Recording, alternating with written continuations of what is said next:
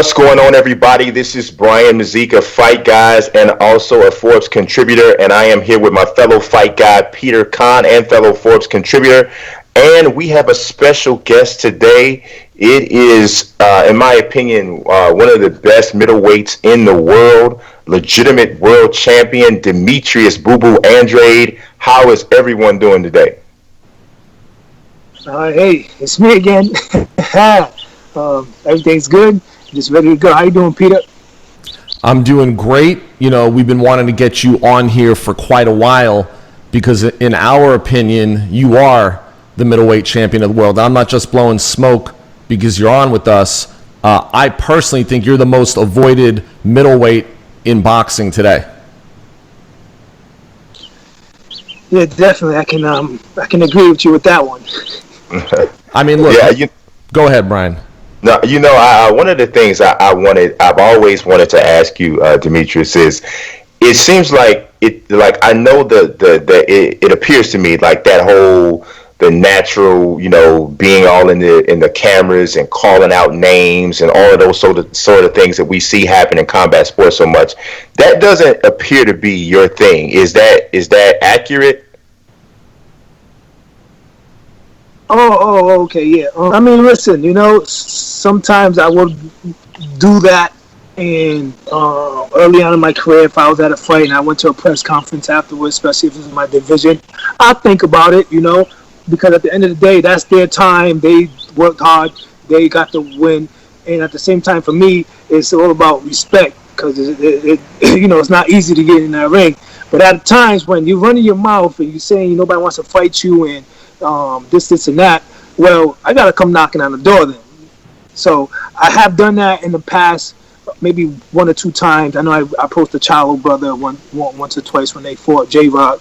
But yeah, I'm not that type of guy that wants to go and disrupt and be a buffoon and a clown and just to try to get a fight. I'm not gonna beg you, At this point in time, I've been doing what I've been doing, and that's winning, staying focused, staying sharp. And at the end of the day, I have turned the tables around where it's going to be like people's going to stop looking for me instead of me looking for people, because that's what I've been doing, is trying to get in there and show the world there's other top athletes and other fighters out there other than the Triple G and Canelo that has the most popularity due to their promotional company, which they did a great job doing that. But there's better talent, there's fighters out there that people need to see other than like Triple G and Canelo. Three. Like, we don't want to see that. We want to see Demetrius Andrade with either one of them.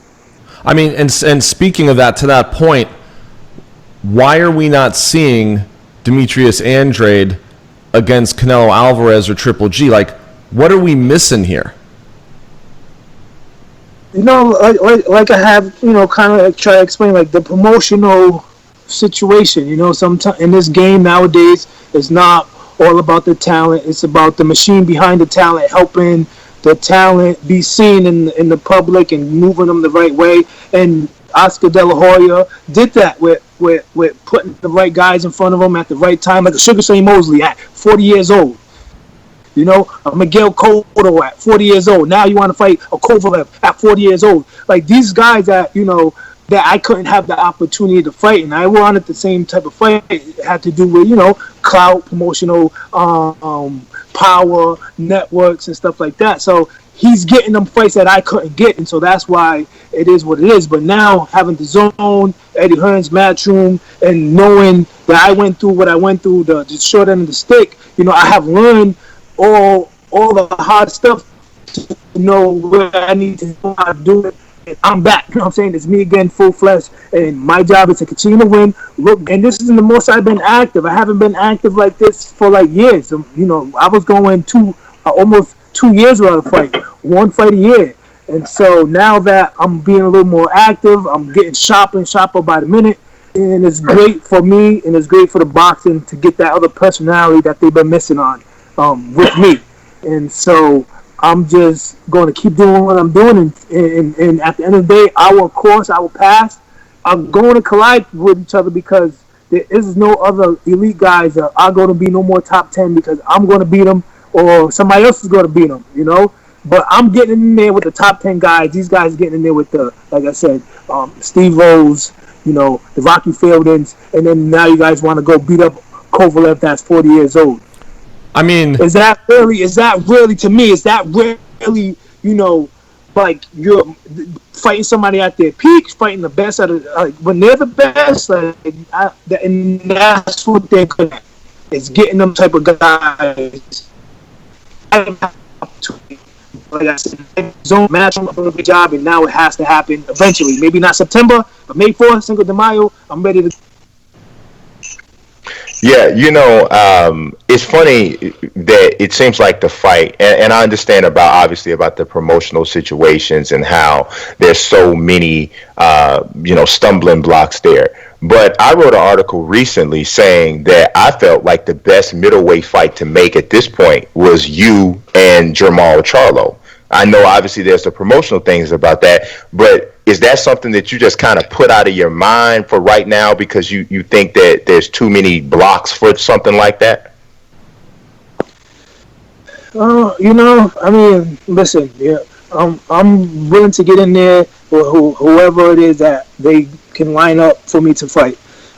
What makes sense is the network situation where I'm with the zone.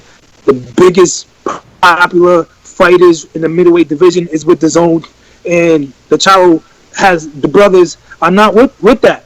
So, I mean, at the end of the day, are they a good fighter? Yeah, they're good fighters. Are they somebody that's good to help the middleweight division?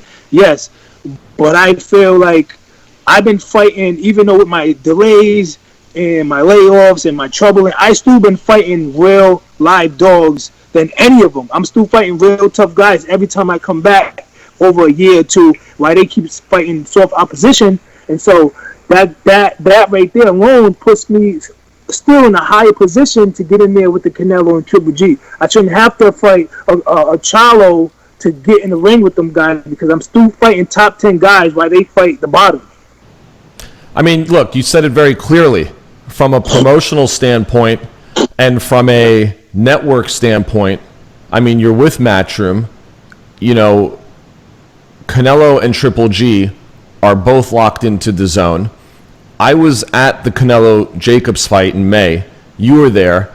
Neither Canelo nor Triple G would mention your name. Yeah, I mean, that's exactly I understand. Like I said, I understand business. I understand they're looking for the big paycheck. I understand Canelo brings that. Canelo got the big paycheck. Now he needs to fight to earn it. No, of course. And so Triple G as well. They're looking for the big paycheck, and it's like people don't understand is like you just said, they have that. It's already done. It's in their contract. So now it's about. You're giving these people that type of dollar amount, so now it's time to put them in with the real guys. And so for me, I need to be in between. You know what I'm saying? I'm not going to sit here and say I deserve more, I deserve less. But if you compare the Triple G and then the Canelo, and then being that I'm still young, I'm active, I have a whole lot more to show the world. I need to have something in between, and so my job is to get in there with the Triple G to show the world this is what you've been missing, and I know and I believe that I can be both of them. What do you think is obviously both of those guys have a hang up, right? And something that's keeping them from wanting to fight you, right? What do you think is Triple G's thing? What's his hang up? Why won't he acknowledge you? Why won't he fight? Why do you think Triple G won't fight you? I kind of feel like for my career, I need a Triple G. You know what I'm saying? I need a Triple G like Canelo did with Mosley, Canelo did with Cotto, the Mir Khans. I need a guy in that the generation before me that still has a name like Triple G to give me that stardom that I need to proceed to continue to fight, the best or Canelo next. But if not, I'm just looking to, get in the ring, rack up, put great performances on like I did last Saturday, and then it's going to be a demand for them to have to fight me. All right, so listen. If right now it's insulting to boxing that Golden Boy is talking about Canelo fighting Jaime Munguia. Did you watch Jaime Munguia's last fight? Yeah, I mean, What did you think of Jaime Munguia's last fight? You know, he got beat up. They want to now go fight Canelo. It just seems to me that you're the natural missing link between Canelo and Triple G. And I don't understand. If you're not going to fight Canelo or Triple G and they're going to serve up Munguia to Canelo, who's there for Demetrius Andrade to fight right now? Yeah, that's the question. And I think what we can only do is continue to fight the top 10 guys in all the sanctioning bodies and show that I'm willing to continue to fight the top guys, regardless of, the situation.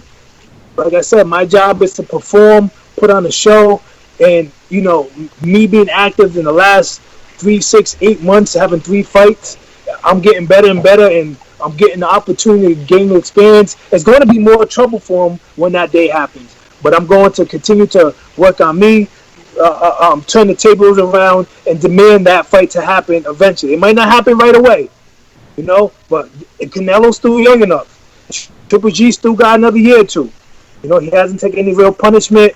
They're putting him in with the right guys, of course, like the Steve Rose. So, therefore, there's a lot of hope still left in fighting these 2 guys in the next year. So, Right. Yeah, I just don't know what's so special about a Canelo and Triple G 3 when you have Demetrius Andrade that's going to also bring that excitement to either one of them guys.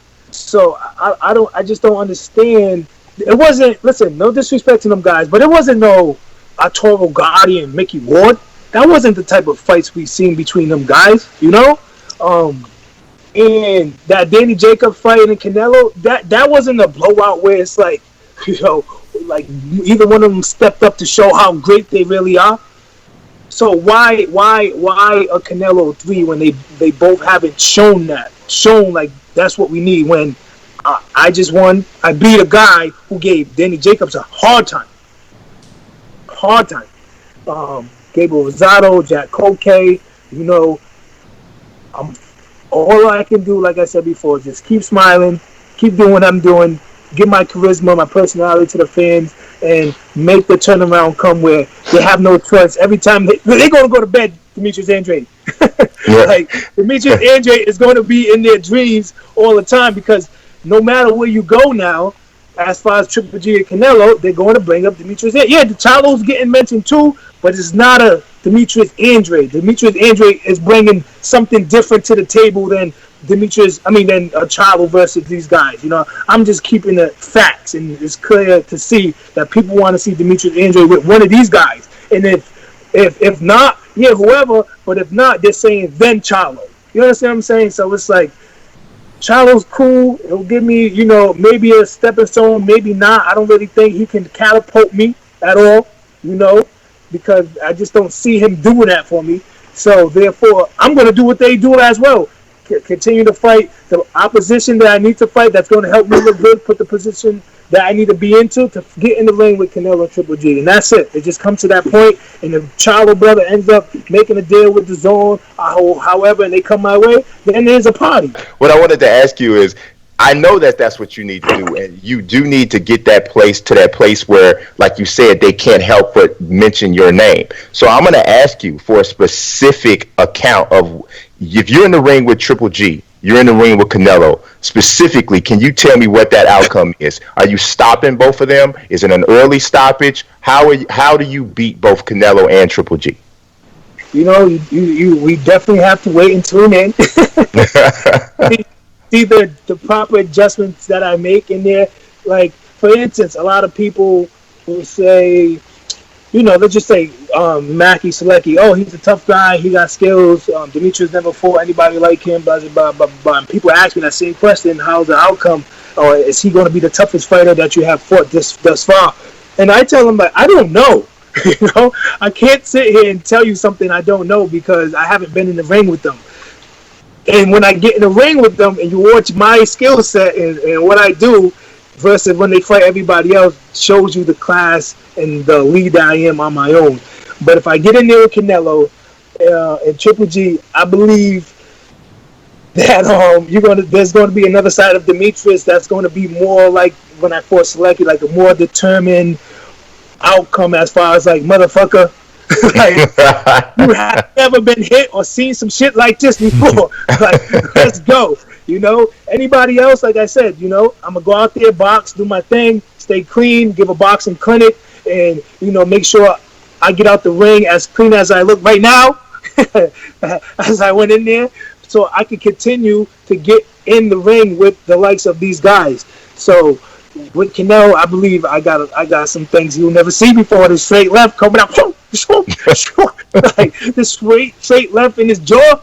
I mean, I have seen them before as far as their styles. I've seen everything come my way. I have over 300 amateur fights. I went to the Olympics, all over the world. So there's nothing that they can really bring to the table to me that I haven't seen. On the other way around, it's like I could do a lot of things in that ring. And you're undefeated. Yeah, of course. People forget you're undefeated. You're a 2-division world champion. Sure. That's not easy. Yeah. No, it's not easy, man. It's not easy, man. And I when I said that, you and Charlo to me is the best fight to have at 160, I understand that from your standpoint. If I was you, I'd want to fight Canelo and Triple G more too, because of course we all know that equates to more. But from a person looking into what's happening, and if you're looking at what Canelo and Triple G are doing, both of them look like they're done with the middleweight division. To me, that's just my own personal assessment. Triple G looks like he's more interested in fighting Canelo again, wherever that takes place, and Canelo looks like he's tired of making 160. So if that's the case, that's the reason why I say you and Charlo are the best fight at 160. Hold on now. Okay, let's just bring it back a little bit. Canelo's been the catch-weight king for many years. Yes. For many years. Yes. That does not stop me and Canelo or me and Triple G from fighting over a freaking weight. We can fight at any weight. Yeah. That's right. We're all in the same range of making weight. So it could be 160, it could be 168, it could be 175. It doesn't matter, because why? We both was at 154 at one point. We're both at 168 now, and he went up to 168, which was an easy fight for him, and something that he's trying to do is build a legacy. But when you go back in time and you be like, oh, who did Canelo fight? You're going to say Nima Smith, with disrespect to Nima Smith. You're going to say Rocky Fielding, you're going to say James Kirkman, like who other than Triple G, who is a little older now, and Danny Jacob, who I think they must have got him at the right time as well with the weight stipulations and stuff like that. Like, yeah, Canelo, you fought, the guys that's on their way, like I said, guys on their way out, like the Mosley, the Cotto. Who have you really have gotten there to say you fought them at their best peak versus peak? Right. I mean, he fought Floyd and he lost that fight. So yeah, exactly. And Floyd was 5, 7, 8 years, 9, 10 years older as well. Yeah. So it sounds good to me. Like, as far as Canelo trying to do all these things, but realistically to the fans of the boxing, it's like, bro, who you fighting? Listen, I think it's a natural. I mean, listen, if these guys want to stop playing games and want to start giving boxing fans what they want to see, the whole reason that DAZN was running around like they just hit the jackpot was because they have the best middleweights in boxing. They own the middleweight division in large part, and they just need to make these fights. I mean, it's plain and simple. And look, you wouldn't mind fighting for that franchise nomination, would you? So the weight doesn't matter. Yeah, the weight doesn't matter when you're fighting the people in the same range. Like I said, 154 to 160 ain't shit. 160 to 168 ain't shit. It's all the same. 175, like I said, he's not fighting the big bad wolf at 175. He's fighting the old wolf that's ready to retire at 175. So that's a big difference, That's like Joe Smith versus Hopkins. You know what I mean? Like, that's what the outcome, and that's what they're looking to do, and sit there and run around like they beat King Kong at his best, which is not really, that's not the case. So at the end of the day, I only know and I only control what I can control, and that's continue to win. Get in there with the guys that's going to help me, proceed myself as the most fed, and also for the people that actually get in there with me, like they got more balls than Triple G and Canelo. Definitely. I mean, I see. I think your point is pretty clear. I go up to 68. I fight Billy Joe Saunders, no problem. If so, for me, it's like, okay, if I can't get these guys, who can I get in there with in the 68 division, the 160 division, and who can I do? Who can I call up from down below that's willing to come up as well? Like I said, I mean, I can sit here and name drop. There's some guys I wouldn't mind getting in the ring with, like Errol Spence, because he was running his mouth at one time. Yeah. That shit, and willing to fight Mikey Garcia to come up 2 weight, but would you come up 2 weights to fight Demetrius Andrade? I'm not gonna throw that out the window. Like, yeah, we can make that happen because Kell Brook did it for Triple G, came up 2 weight classes. So if and then when there was some type of rumor about Canelo offering the fight to Errol Spence was like, yeah. When Andrade was like, Errol Spence, he was like, what are you going to pick on me for? Why not? I'm not interested. Why are you trying to pick on me? You got to fight the Charlo brothers. Like, yo, bro, that's what it is. That's what it's like, and that's facts. Yeah. It's clear as day. They are doing it to themselves. So whatever I say, it's funny to me. The 2 guys that we've been talking about don't want to fight you.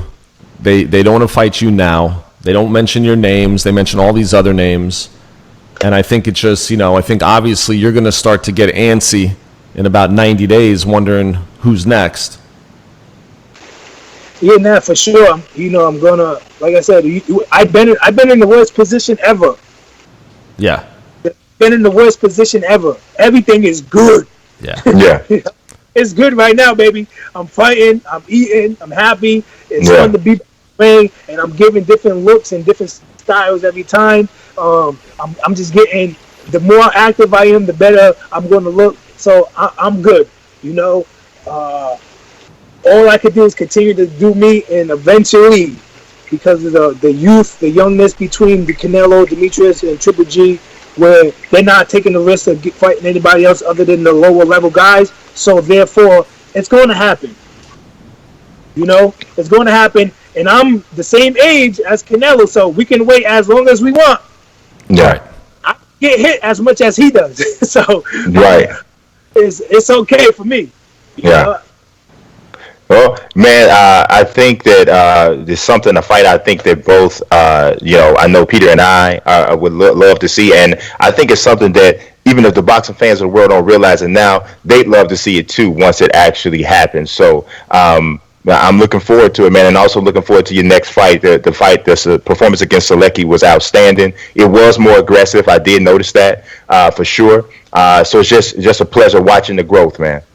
Yeah, for sure. Thank you. And just to put out there to the viewers that's watching and all that other stuff, thank you for supporting you guys. Thank you for supporting boxing itself. And one thing I want to throw out there is like this.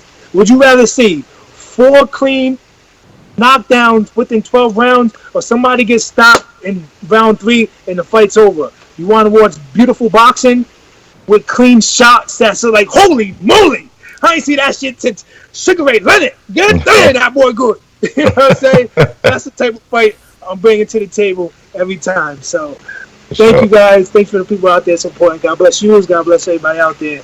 And stay tuned. Man, likewise. It's really good to see you this happy and this enthusiastic. Like you said, you've had the lows. This is definitely, you're on the highs right now, and it's good to see you so inspired and ready to just keep this train moving.